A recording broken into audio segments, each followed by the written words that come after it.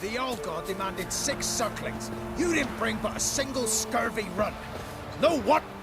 What are you doing here? What? The sun flying from the moon? We're making offerings to the All God, clearly. You too can seek his aid. That's if you got fitting offerings. He scorned ours, then cursed the old village. The All-God, you call him. First I've heard. Is some new deity? Nay, 'tis ancient, revered by our forefathers. They say it were like this. Roslav of Oriton came here to gather brushwood. Suddenly, for no reason, a bush burst into flame. Then, Roslav heard a voice from the ground, demanding offerings and obedience. We've been coming here since then, bearing gifts, in exchange for which the All God watches over us, keeps us from evil. Plain to see that. So, what's wrong with your offerings? You needn't mock us, you can see right well we brought scraps. Before the war, I wouldn't give this such to me hounds. But what can we do? Such are the times. And they're like to get worse.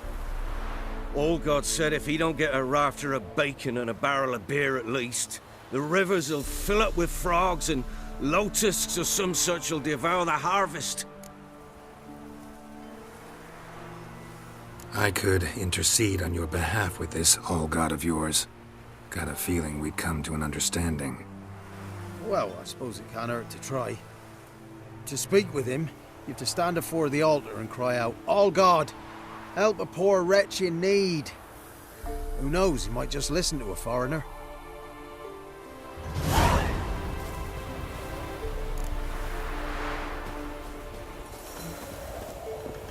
Oh, All-God, help a poor wretch in need. Pretty please. How dare you disturb my divine rest, mortal? I dare disturb it because I want your divine self to lift the, curse you cast. Those peasants really don't have. They must bring worthy offerings or they shall face drought, driving hail, earthquakes, avalanches. I have spoken. Avalanches? Here? How would that work? No answer from the All-God. Fine. We can finish our conversation when I find him. Voice came from underground.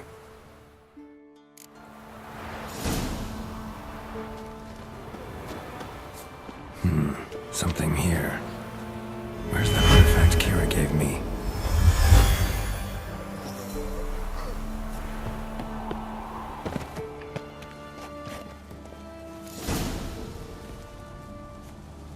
What?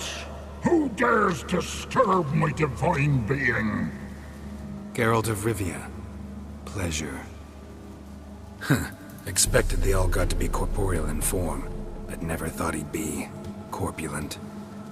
Fattened up nicely at those peasants' expense. Expense? Expense? Not a word about the help I give in return. Blessings, absolutions, enlightened advice. Believe me, these folks need all of it. I'd watch over them still if they fulfilled their end.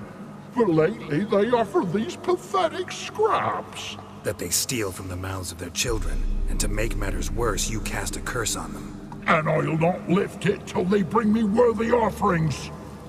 I'm to settle for curds and whey? Not a chance. And you can tell them that.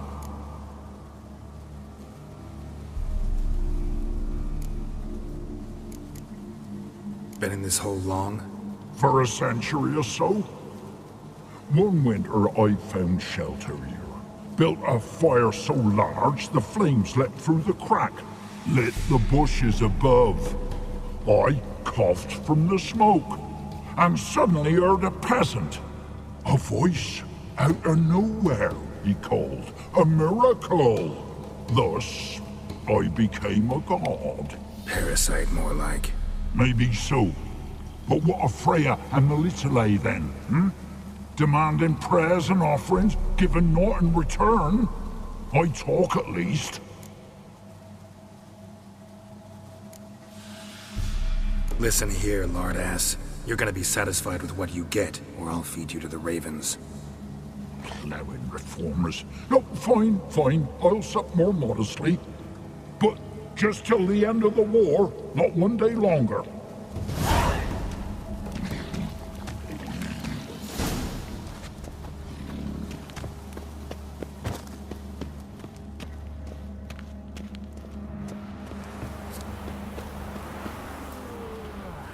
Anything new? Talk to your old god, face to face. And will he show us mercy? He will. Promise to be pleased with whatever you bring. I told you!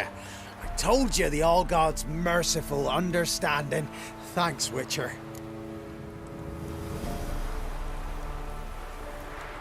Oh, one last thing.